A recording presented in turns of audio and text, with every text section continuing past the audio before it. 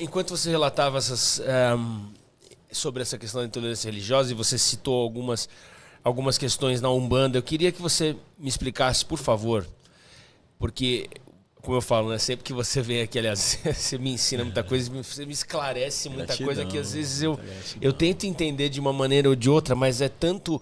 Eu não sei se eu citei da outra vez, que os meus filhos, eles brincam com as figuras da minha esposa, são os bonecos de super-herói, né? Sei, porque como se fossem as imagens, sei, como se fossem os santos da Igreja Católica, mas e eles são as figuras, as imagens são muito bonitas e muito atraentes, então os orixás, né? Os orixás, as entidades dos orixás. Mas eu queria que você me explicasse sobre a Jurema. O que é a Jurema? Como funciona? Qual a importância e o que é? O que acontece ali? O que é a Jurema? Jurema é o nome de uma árvore. Tá. Né? Essa árvore ela é típica do Nordeste brasileiro. Então ela é muito presente ali na região do Pernambuco, é muito presente na região do Alagoas. E a Jurema ela é tão importante para as culturas indígenas do Nordeste quanto a ayahuasca é importante para as culturas amazônicas. Então, assim como a ayahuasca é muito importante para muitas etnias que estão ali na região do Acre, dos Amazonas, a Jurema é muito importante aqui no Nordeste, né? Para os Funiô, para os Cariri, para os Xocó, para várias tribos que estão ali no Pernambuco, no Alagoas, né? Minha esposa é alagoana, é daquela região ali também, né? Inclusive tem uma raiz também, ameríndia, Anaire, né? Minha esposa. Dentro dessas tradições, por exemplo, os Funiô, eles fazem um ritual de 3 meses com a Jurema. Então, quando houve esse fenômeno que foi chamado de colonização, que na verdade foi a invasão, né, dessas terras aqui, quando chegaram os portugueses, eles tiveram contato, né, com essas tradições e com essas tribos. Então, na tradição dos Cariri, dos Xocó e na tradição dos Funiô, eles fazem um ritual de uma bebida sagrada que é feita a partir da casca e da raiz da Jurema. Você tem a Jurema branca, a Jurema vermelha e a Jurema preta.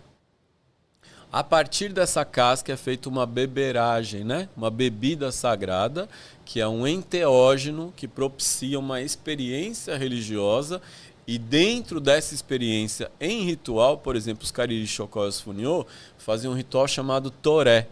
O toré, quando eles bebem, quando eles consagram a Jurema, e eles cantam e dançam tocando a maraca, que é o chocalho, né?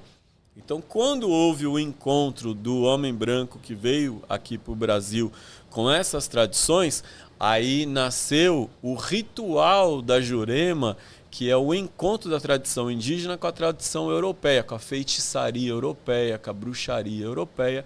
Aí nasce aquilo que também é chamado de catimbó.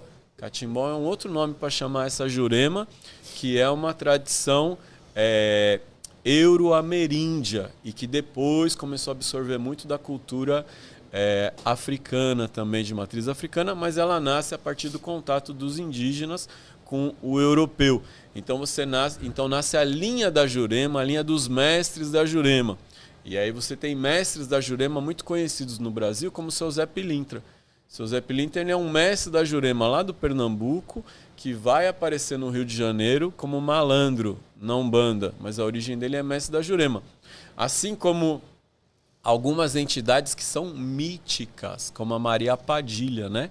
Maria Padilha, ela foi uma rainha, né, na Espanha, né? Maria Padilha dizem que ela foi amante de um rei espanhol. Na verdade, ela era namorada desse rei espanhol, e esse rei espanhol não podia casar com ela porque ela não era de uma família nobre, e ele casa com uma branca. E aí depois, quando a branca desencarna, a Maria Padilha desencarna, ele pede para enterrar a Maria Padilha como uma rainha. Então ela é tida como uma rainha. A figura Maria Legal. Padilha é mítica. Ela teve presença num convento na Espanha, tem uma história maravilhosa na Espanha. E aí esse imaginário popular de uma mulher que se tornou amante de um rei, que na verdade ela não era, né? De fato uma amante, da maneira como fica na nossa mente, assim, né? Que já era namorada dele antes. Então ele amava essa mulher, né? E aí, isso chega no imaginário popular, lá na linha dos mestres da Jurema, então a Maria Padilha também incorpora como uma mestra da Jurema, uma rainha da Jurema, e depois que ela vai aparecer como Pombagira na Umbanda. Então tem figuras muito míticas assim, né? Aí tem muitos outros mestres, né? Mestre Carlos, mestre Tertuliano, mestre Caolho, mestre Bentivi, mestres conhecidos.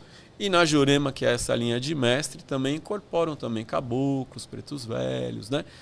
E é um trabalho muito parecido com a Umbanda, o trabalho da Jurema, porque você incorpora os espíritos, mas incorpora num ritual diferente. Porque na Jurema o instrumento principal é a maraca. Não é o atabaque. Não é o atabaque, é a maraca, que é o chocalho, e o cachimbo, que é chamado de marca. O cachimbo da Jurema, ele é feito da árvore da Jurema ou ele é feito do angico. E o cachimbo é utilizado para defumar. O mestre juremeiro vira o cachimbo ao contrário para defumar as pessoas. Antes de abrir uma mesa de Jurema ou um ritual de Jurema, todos bebem a Jurema, acendem os seus cachimbos e começam a cantar para os mestres. Começam a cantar os linhos, que são os pontos cantados, né? Canta: Senhores mestres do outro mundo e desse mundo também, me dá licença, senhores mestres, na hora de Deus, amém. Ô Jurema encantada, que nasceu em frio chão, dai-me forças e ciência como deste a Salomão.